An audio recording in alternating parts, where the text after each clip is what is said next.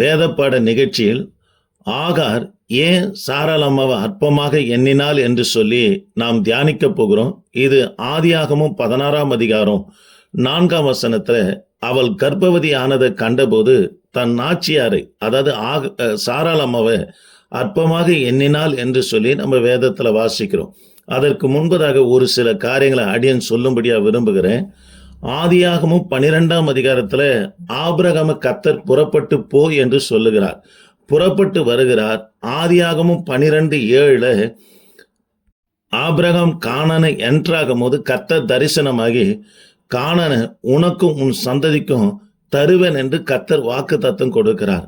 ஆனா ஆபிரகாம் கானான் தேசத்துல இல்லாம கிழக்க புறப்பட்டு போகிறார். பஞ்சம் இன்னும் கிழக்க போனோடனே எகிப்துக்கு போன உடனே பார்வோன் அரசன் சாராளை தன்னுடைய அரண்மனைக்கு கொண்டு போகிறார். தேவ பிள்ளைகளே, சாராள் அம்மாவை ஆபிரகாம் என்னுடைய சகோதரி என்று சொல்லுகிறார். காரணம், அந்நாட்கள்ல இருந்த வழக்கம் என்னவென்று சொன்னா, எகிப்தியர் யாராகிலும் தனக்கு, அதாவது அழகான பெண்ணை காண்பார்கள்னா தன்னுடைய அந்த புறத்துக்கு கொண்டு போயிடுவாங்க. ஒருவேளை அவள் திருமணம் ஆனவளாக இருந்தாலனா புருஷன் இருக்கும் போது கொண்டு போக மாட்டாங்க. புருஷனை கொலை செய்து அவளை விதவியாக்கி கொண்டு போவாங்க.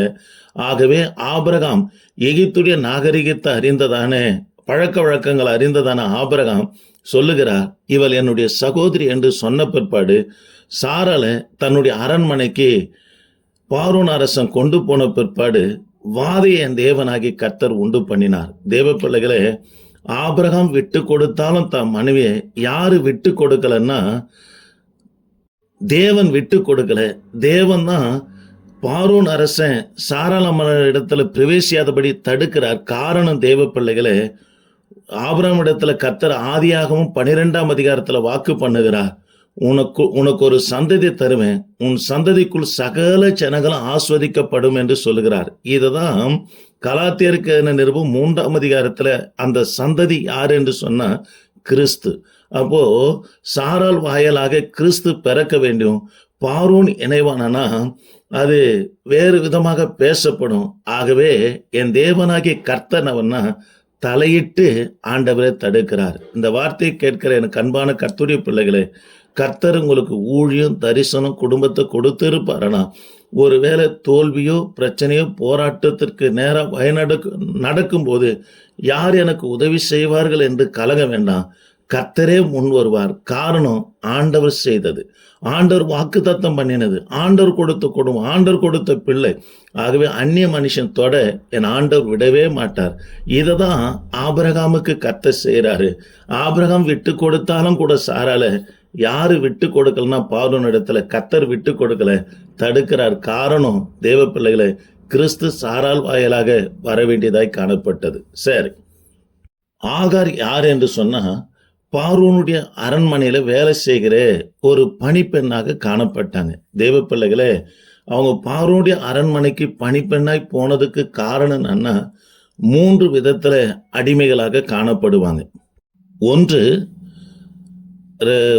2 ராஜாக்களின் புத்தகம் 5ஆம் அதிகாரத்துல நம்ம வாசிக்கிறோம், சீரியா தேசத்தின் படை இஸ்ரவேல் மேல வந்ததுனால இஸ்ரவேலை சிறைப்பிடித்து கொண்டு போனதானே ஒரு சின்ன பெண், அதாவது நாகமானனுடைய மனைவிடத்துல பேசுறாங்க, எங்க தேசத்துல ஒரு ஆண்டவன் இருக்கிறார் என்று சொல்லி இந்த குஷ்டரோகம் சுகமாவதற்கு. தேவ பிள்ளைகளே, யார் அடிமையாய் காணப்படுவாங்கன்னா ஒரு தேசம் இன்னொரு தேசத்தின் மேல படையெடுத்து சிறைபிடித்து கொண்டு போகிற மக்கள் அடிமைகளாக காணப்படுவாங்க.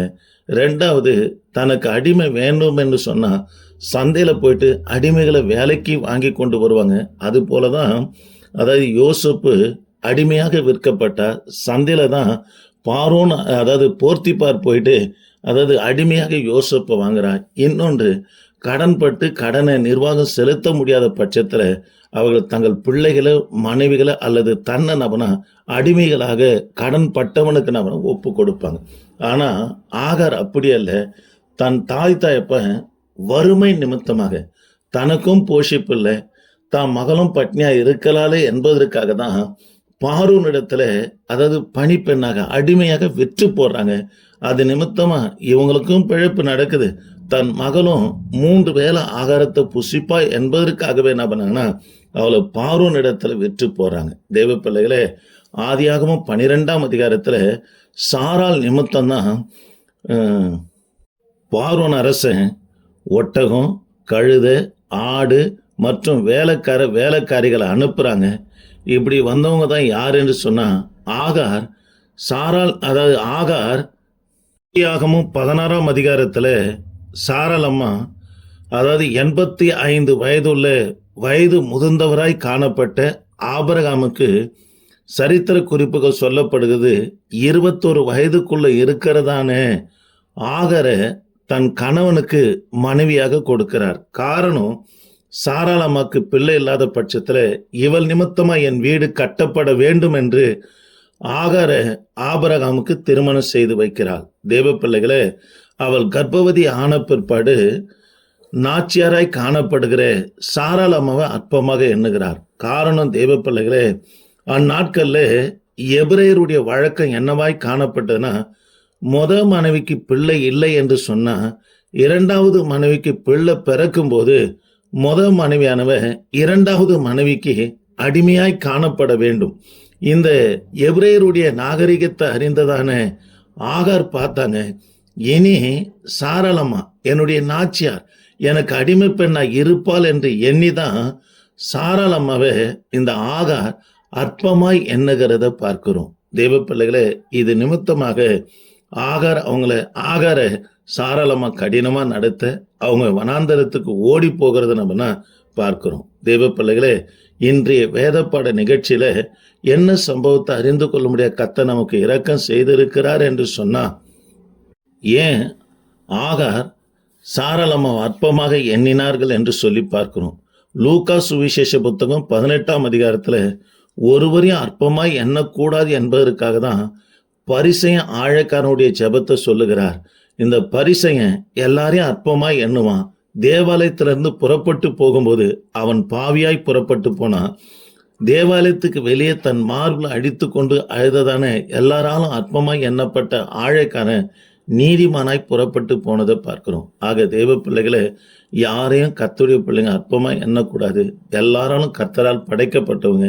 அதை மனதில் வைத்துக் கொள்வோம். கர்த்தர் உங்களை ஆஸ்வதிப்பார். ஆமேன். Praise the Lord.